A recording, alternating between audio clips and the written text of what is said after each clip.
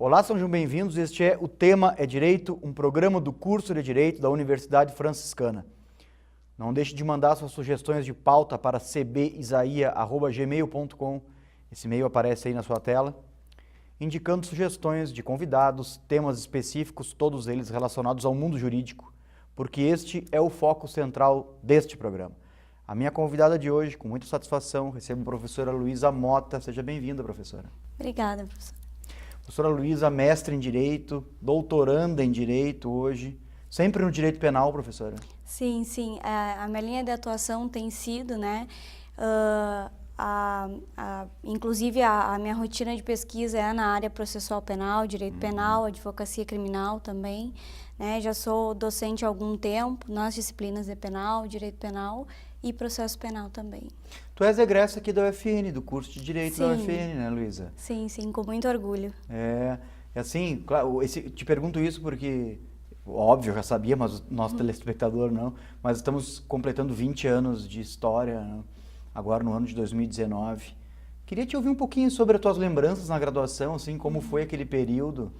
Sim, para mim é um imenso prazer poder contar, né, com o diploma da UFN, que é uma instituição em que me orgulha muito e eu tenho certeza que tem uma enorme responsabilidade na minha trajetória acadêmica, né, porque tanto na questão de docência, estrutura de instituições, da instituição, suporte, né, de certa forma contribuíram para a minha trajetória, que só foi buscar o conhecimento, engrandecer, né? E principalmente nas questões dos objetivos, porque eu tenho certeza que a proposta e os meus objetivos de vida, sem dúvida nenhuma, né, a UFSN tem uma grande contribuição.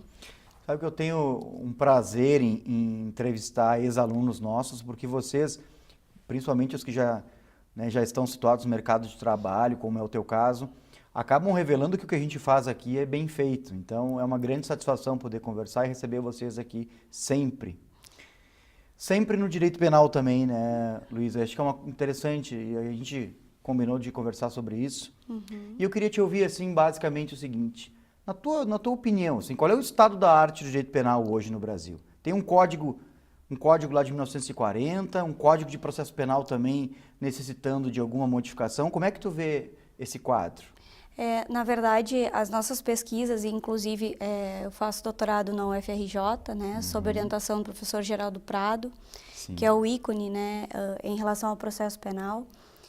Nós, pesquisadores da área, docentes da área, a gente vem batalhando muito para que algumas situações relativas tanto ao Código de Penal quanto ao Código de Processo Penal sejam aplicados, ou melhor, seja dada a eficácia, embora existem muitos dispositivos, né, que merecem alterações, revisões, como o próprio projeto do Código de Processo Penal. Né?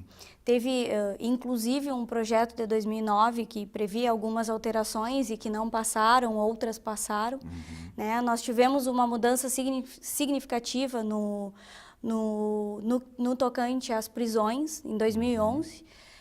E, infelizmente, agora, no momento, nós, para nós atuantes do direito penal, processo penal, enfim, em especial para o advogado criminalista, né, tem sido muito conflituoso e muito complexo trabalhar, porque, principalmente nos dias de hoje, após, né, as intenções do atual ministro da Justiça e da Segurança, né, o Sérgio Moro, porque, embora esse projeto anticrime ele está sendo estudado, né, ele foi proposto e que para nós deveria ter sido, na verdade, feito um estudo muito mais aprofundado antes de propor determinadas situações que se requer, tem um estudo empírico, né, relacionado. É uma característica essa de algumas transformações de ordem legislativa que acontecem no Brasil. Né? A velocidade, às vezes, ela não é compatível com o grau de maturidade que aquela transformação exige. E me parece que essa da lei anticrime aí é uma delas. prescindiria de muito mais debate, né, de um aprofundamento teórico. Claro que o objeto da nossa conversa é esse, eu quero te ouvir muito sobre esse projeto de lei, né, capitaneado pelo Sérgio Moro, como tu mesmo fizeste referência. Mas antes disso, eu queria te ouvir o seguinte, eu sempre pergunto aqui para o pessoal que advoga no penal, para os professores de penal, sempre faço uma pergunta que é quase um jargão assim, do entrevistador, tá? Que é a seguinte, qual é o brilho do direito penal na tua concepção? E do processo penal também, se tu quiser incluir. Por que existe, inclusive por parte dos alunos, uma espécie de sedução por essa área? Olha, eu acho que para te responder essas questões, eu acho que o coração fala mais alto do que qualquer outra situação. Eu acho que tu poder dar voz a quem não tem, e lutar dia a dia, por um direito que muitas vezes é violado, que é consagrado constitucionalmente, até mesmo em convenções internacionais, e que, de certa forma, a praxe judiciária acaba, comprimindo. Então, essa questão, para mim, é muito mais coração, porque eu acho que desde a graduação eu tive excelentes profissionais que me instigaram, a lutar e conseguir analisar o que há por trás de toda essa situação. Então, inclusive, eu acho que na minha trajetória, em relação a essa pulsação, os professores tiveram uma grande responsabilidade e contribuição. Tanto que eu hoje, no meu papel como docente, eu tento sempre pensar como isso chegou até mim para tentar repassar aos meus alunos, Então, o grande conflito e o que pulsa realmente a nossa atividade é poder lutar pelo exercício, ou pela defesa de garantias individuais de liberdades que estão sendo violadas. Porque a gente sabe que, embora a pessoa é responsável pelo crime que cometeu, de outro lado, eu não posso minimizar direitos e garantias fundamentais para conseguir uma responsabilização de um Estado, do Estado, porque o Estado é que tem o jus puniente, de um Estado que é, em termos de equiparação, muito superior a qualquer indivíduo que está respondendo a um processo. As pessoas, em sociedade, elas têm a concepção de que as cabeças devem ser cortadas e que os culpados devem ser processados, devem ser presos e generalizam tudo. Eu acho que, juridicamente falando, a gente tem a obrigação aqui, esse programa serve para isso também, para esclarecer que existem, usando tuas próprias palavras, garantias constitucionais, que existe uma série de possibilidades defensivas que são previstas pela legislação, e isso implica em que as regras do jogo sejam observadas, os limites jurisdicionais e de acusação sejam observados. Isso faz parte de um complexo sistema de garantias que foi arduamente conquistado e que não pode ser vilipendiado assim de qualquer jeito. Sim, perfeito. Então, nesses processos grandes, como Lava Jato, por exemplo, a gente vê muitos advogados reclamando ali que existe supressão de direitos e garantias fundamentais em relação aos acusados. E isso não é, a gente, lendo o jornal e conversando com as pessoas na rua, percebe que, às vezes, as pessoas até concordam com isso. Sim, Na verdade, a grande maioria da sociedade concorda, Aquela linguagem, o jargão que dizem bandido bom é bandido morto, acaba sendo transmutado para o sistema. E a grande questão, principalmente dos crimes que dão maior repercussão, é justamente isso. E agora a gente não pode também esquecer que o fato da Operação Lava Jato, ela trazer muito forte a questão da mídia, levou, talvez, a uma posição inadequada do nosso Supremo Tribunal Federal, que foi a execução provisória. Então, existem repercussões que são mais aprofundadas e que devem fazer parte do nosso estudo. E a gente tem que tentar, como pesquisador, como atuante, como advogado, como professor, mudar esse paradigma da sociedade. A nossa conversa, que obviamente ela é técnica a respeito dessas questões todas, Então nós temos o dever, e a nossa pré-compreensão também é técnica sobre isso. Então não é ideológica nem partidária, é importante dizer isso, ela é acadêmica, e isso nos leva a compreender o fenômeno dentro das suas limitações. das limitações das próprias possibilidades. É importante isso. Então, existem regras que são pré-dadas, as regras do jogo devem ser observadas, existem garantias de defesa, sistemas recursais. Enquanto isso não for alterado, inclusive no plano legislativo, ou talvez principalmente, Sim. tem coisas que não são admissíveis no Brasil e as pessoas devem se convencer disso. Pena de morte, por exemplo, que é uma coisa que a gente ouve na rua, isso não existe no Brasil. Né? Prisão perpétua também não existe. Então, é complicado falar sobre isso, né? Diante de um anseio social que também revela ou clama ou denuncia uma situação de impunidade. Sim. E é esse sentimento que acaba conduzindo Sim. esse tipo de reação, né, Luísa? É bem complicado porque as pessoas costumam confundir a questão do exercício de defesa, né? E quando se trabalha com garantias fundamentais, muito bem colocado, né, pela tua parte, a questão de tratar ou não de questões ideológicas, né? A gente não pode confundir.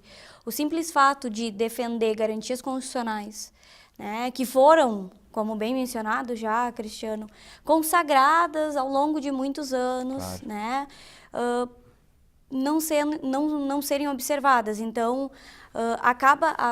e há essa confusão, há até um certo receio em relação à atividade da advocacia criminal, né, justamente por talvez confundir, né? Mas são questões completamente distintas. Para quem estuda o direito penal e o processo penal, isso é muito claro, né? E eu acho que a gente deve seguir, sim, lutando para que essas garantias sejam observadas. Agora, os desavisados sobre esse tema devem ler o texto constitucional e lá estará escrito que o advogado é uma peça indispensável à administração da própria justiça. Então, o criminoso mais repressivo que se possa imaginar tem direito a um advogado de defesa. Isso é algo básico dentro de uma democracia contemporânea, né? E nós temos que preservar isso sempre. Talvez ele já entre num julgamento, numa situação de condenado, porque até confesso pode ser, né? Sim. Agora, existem garantias ali que devem ser observadas, não se pode desrespeitar esses limites. Isso é importante que se fale sempre. Sempre. Sempre. Sabe que eu não atuo na área do direito penal, claro, a gente lê alguma coisa sobre isso, né? Mas quando eu converso sobre esse tipo de coisa, assim, parece que eu estou encontrando aquele amigo que há muitos anos eu não encontrava. Então é sempre muito prazeroso. É um tema caro esse, para todo mundo que é do direito, né, Luísa? Porque as políticas, né, elas costumam normalmente, e melhor, a alteração de sistema, pensar de uma forma que eu responsabilize, né, mas sempre pensando no fim. Então, faltam, na verdade, estudos para que se consiga chegar de uma forma mais adequada. Eu sei que talvez isso possa parecer um pouco distante, né? Mas o fato de pensar em ser distante não quer dizer que eu simplesmente tenha que ficar no meu conforto, né? Me acomodar em relação a certas questões. Então, sim, a gente deve buscar, né? Estratégias, mas não estratégias fins, né? Sempre de uma forma coibir os fins, mas sim tentar buscar estratégias para mencionar quais são os problemas que estão levando a esse fim, a esse resultado. Sem sombra de dúvida. Precisamos fazer um pequeno intervalo, 30 segundos, o tempo voa, quando a conversa é agradável a gente nem percebe, mas é super rápido, tá bem, Luísa? Tá. Então, fique conosco, como disse, é super rápido, 30 segundos a gente já retorna.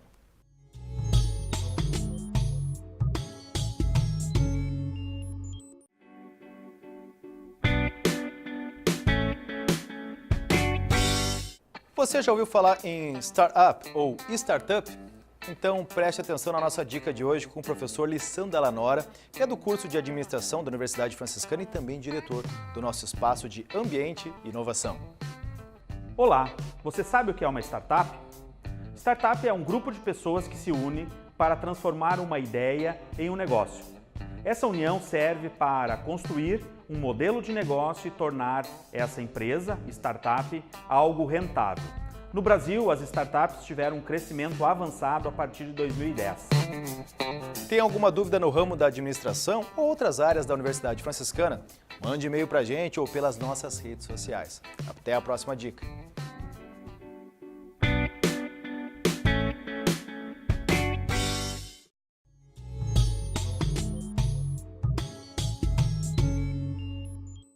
Retornamos com O Tema é Direito de hoje. Este é um programa do curso de Direito da Universidade Franciscana.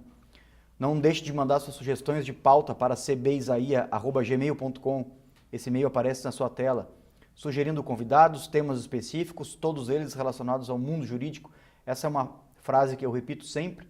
Entretanto, esse programa está na sua 6ª temporada, um programa do curso de Direito da Universidade Franciscana, que muito nos orgulha porque tem a possibilidade de levar até a sua residência, até a sua casa, discussões envolvendo temas jurídicos, o que, né, faz parte e é do interesse de todo mundo. Minha convidada de hoje, professora Luísa Mota, egressa aqui do curso de Direito da UFN, mestre em Direito, doutoranda em Direito pela UFRJ, né, Luísa? Isso, perfeito. Rio de Janeiro, é isso? Isso. O que está se pesquisando hoje no direito penal no Brasil, assim, com mais ênfase, tu acha? Na verdade, com mais ênfase é as questões relativas aos projetos, né, de lei em tramitação. Também uma refundação do nosso Código de Processo Penal. Código... Que é da década de 40, né? década de 1941. Então, existem resquícios inquisitoriais, né? Inclusive se trabalha nessa perspectiva dentro do processo penal muito grande, né? Porque mesmo após a nossa Magna Carta de 88, nós temos um Código de Processo Penal que é praticamente inquisitorial, né? Embora alguns autores trabalham na perspectiva de sistema misto, mas ele não é, ele na verdade é um sistema neo-inquisitorial, né? Então a gente tenta buscar e lutar por alterações, né, legislativas, pelo novo Código de Processo Penal e também modificações. Eu acho que não só nesses termos legislativos, assim, Cristiano, porque eu acho que aí entra um ponto que eu acho imprescindível, é na atuação dos operadores do direito. Seria mais do seu ponto de vista cultural, né? Sim, sem dúvida nenhuma. Agora, explica por gentileza, para o nosso telespectador, o que tu quer dizer com um sistema inquisitorial? Principalmente para aquelas pessoas que não são, né, do mundo jurídico e tal, não estão acostumadas com essa nomenclatura. Bom, o processo penal, né, a gente sabe que nós trabalhamos com as partes que, na grande parte das ações, é Ministério Público, né, nas ações penais públicas, ou incondicionada ou condicionada à representação. Então, dentro dessa perspectiva, eu trabalho com as partes MP acusado e tenho um juiz, né, que está investido no seu poder jurisdicional, que é quem vai julgar esse processo. Então, dentro de uma perspectiva inquisitorial, há o quê? A confusão entre as funções de acusar e julgar.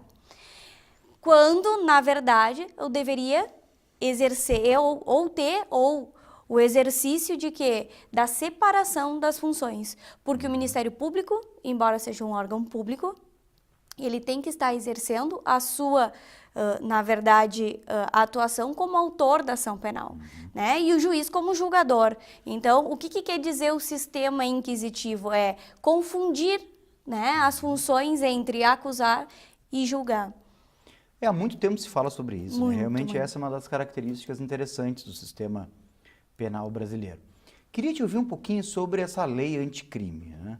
Que é o que está se falando aí hoje em dia no Brasil, quando o tema é direito penal, porque é uma lei que não, é um projeto, perdão, que altera o Código Penal, altera o Código de Processo Penal, altera a lei dos crimes hediondos. O que te parece ali, assim, de mais relevante para enfrentar? Eu te provoco com uma coisa que eu acho que talvez seja a mais importante, que é essa da prisão após julgamento de segunda instância. O que tu acha disso? Então, Cristiano, isso é um projeto que vem sendo muito discutido, né, pelos atuantes aí da área, porque não se pensou de uma forma mais estruturada, mais específica. Então, ele trabalha, sim, com a alteração legislativa no Código Penal, no Código de Processo Penal, também alterações na Lei de Crimes Hediondos, na Lei de Drogas, né?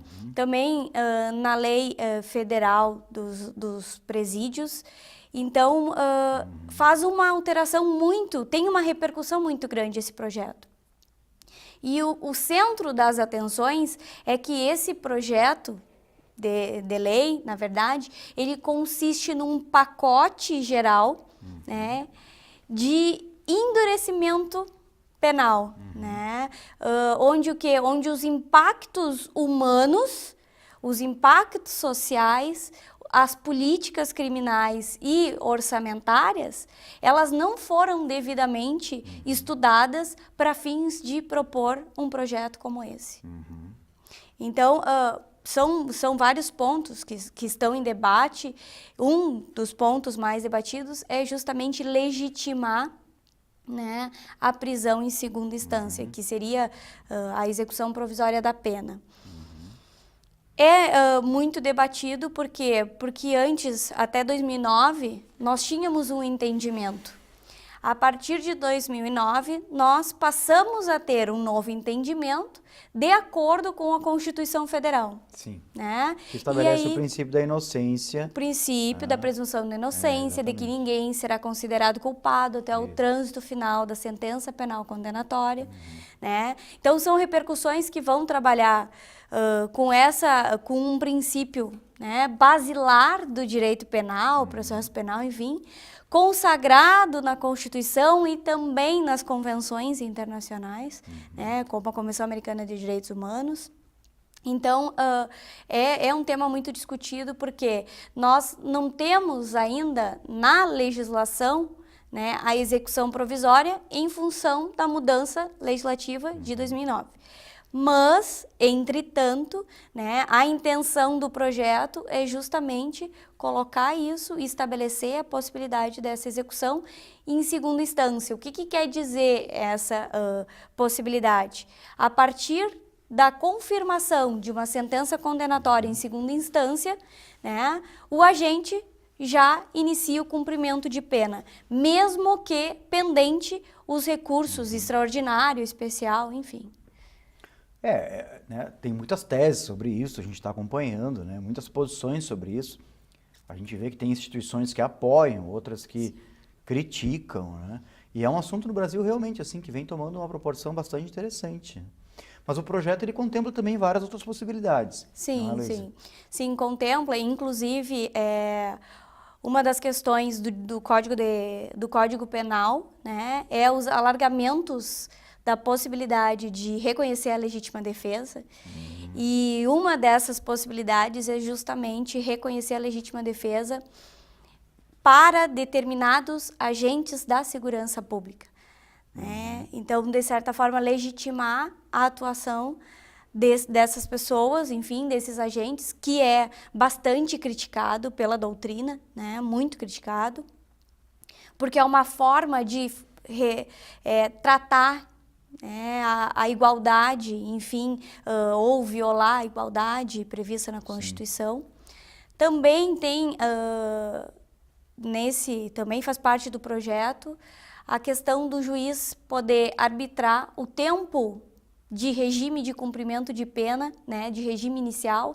Então, o que hoje nós temos previsto na lei, né, como clássico, como 1/6 para fins de progressão. Então, sim, se eu, pelo projeto, se eu venho a ter uma pena de 6 anos, o juiz poderia determinar naquela sentença o cumprimento inicial de 5 anos, por exemplo, sem se ater ao regime. Aumentaria o poder de discricionariedade do magistrado em relação a isso. Isso, sem dúvida nenhuma.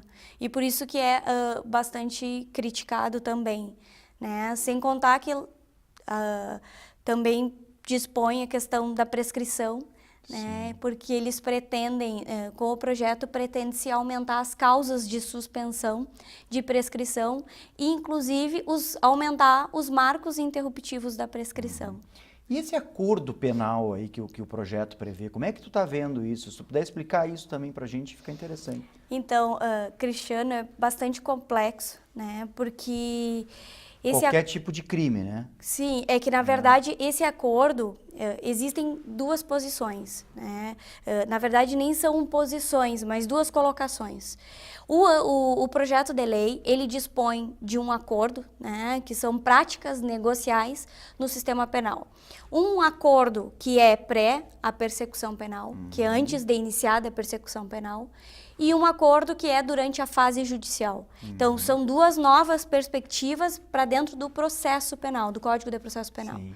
Só que um é utilizado antes da denúncia, né, ou seja, é um acordo, esse na verdade é um acordo de não persecução penal, que vai ser realizado quando do término do inquérito policial nas hipóteses de não arquivamento. Então, o Ministério Público vai propor esse acordo, né, no qual, enfim, ele vai especificar todos os detalhes. Então, esse acordo seria antes da persecução penal. Sim. Tá? E o outro acordo que é previsto na fase judicial, que também é alvo de muitas críticas, né, que é o chamado acordo da fase judicial, que utiliza o modelo americano de plea bargain, né? Porque ele dispõe, na verdade, de uma perspectiva de possibilidade do Ministério Público, né, oferecer um acordo, desde que esse acusado confesse, né, seja para fins de possibilitar uma redução de pena. Então, eu vou ter um acordo para que a pessoa não tenha que, na verdade, responder a um processo. A grande crítica é justamente o fato, né, de, por exemplo, determinado acusado não conseguir cumprir o acordo e venha a responder a um processo. Então, quando ele vier a responder esse processo, ele vai ser um réu, confesso. Claro. Então, existem várias outras críticas. Eu acho que, inclusive, o pontual dessas questões das atividades negociais virem para o modelo brasileiro é justamente o transporte, né? O transporte de modelos, de conceitos, Sim. com realidades completamente distintas. É uma característica essa também da legislação brasileira, né? A importação de possibilidades previstas tanto na legislação americana, quanto na inglesa, quanto na europeia, ainda que sejam matrizes, tradições diferentes aí. Mas nós trazemos muita coisa do direito norte-americano.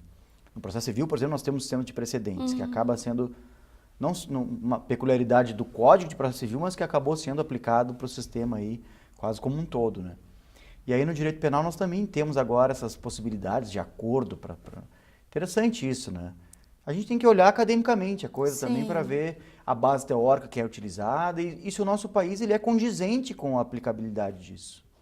Agora, tu está vendo esse projeto como algo positivo, assim, ou na tua concepção pessoal da professora Luísa, existem muitas críticas a serem feitas? Tu acha que esse é um projeto que nasce atrasado, que nasce desproporcional à realidade brasileira ou não? É um projeto interessante? Não, na minha concepção não é um projeto interessante. Eu acho que falta muita base, né? Eu acho que falta... Base teórica. Base teórica, mas o principal é o projeto ser originado sem ter a visão acadêmica e a visão da sociedade civil. Né? Não há como se permitir que um projeto nesse nível seja feito dessa forma. E sim, há muitas críticas e muitas alterações a serem realizadas nesse projeto para que se cumpra conforme a Constituição, enfim, conforme todos os direitos que são consagrados. O meu depoimento ele é contaminado, porque eu sou professor também, assim como tu, mas eu sinceramente, assim, nada me tira da cabeça que quando você propõe algo dessa natureza, as academias de ensino elas devem ser consultadas. Os professores passam dia e noite estudando isso. Sim, sim. Dia, tarde e noite estudando isso, né? E madrugada também. Então, assim, tem gente com muita expertise para opinar, para sugerir. E talvez a prova maior disso seja a própria repercussão que esse projeto tem encontrado. Como disse, né? Tem instituições que estão apoiando, outras não. E as que não estão apoiando, eu também tenho lido, estão sustentando a tese de que nós vamos aumentar muito o contingente carcerário no Brasil. E que isso, como um rebote aí, né, dessas medidas, serviria em alguma medida também para aumentar, por exemplo, organizações criminosas ou coisas do gênero. Sim, uma coisa leva a outra, né, Cristiano? Porque a forma como ele traz, né, a forma como o projeto ele é vislumbrado pelo ministro, ele veio, né, endurecer as penas, ou, melhor, manter né, os acusados presos em regime fechado por um tempo maior. Sim. Inclusive, a lei de crimes hediondos, a alteração é justamente nesse sentido, né, poder ampliar o tempo de cumprimento de pena em regime fechado, Claro. Sem se ater a qualquer, enfim, a qualquer dado que se tem, porque o Infopem divulgou dados de 2016, então é de conhecimento público, é notório que estamos sim com uma população carcerária em massa, né? E inclusive por isso também a crítica, porque ele Claro. não se pensou nas questões orçamentárias também de governo. Luísa, lamentavelmente nosso tempo acabou. Eu queria agradecer profundamente tua presença aqui, dizer que as portas do programa estão sempre abertas quando tu quiseres retornar. Esse é um tema super atual, complexo e interessante. Então, fica o nosso agradecimento pela tua presença. Eu que agradeço profundamente pelo convite e também por retornar à UFN, né, que é uma instituição que eu tenho muito amor e apreço. Obrigada, Nós que agradecemos. E agradecemos a você também pela audiência. Fique ligado, conectado nos próximos programas da TV da Universidade Franciscana. Até a próxima.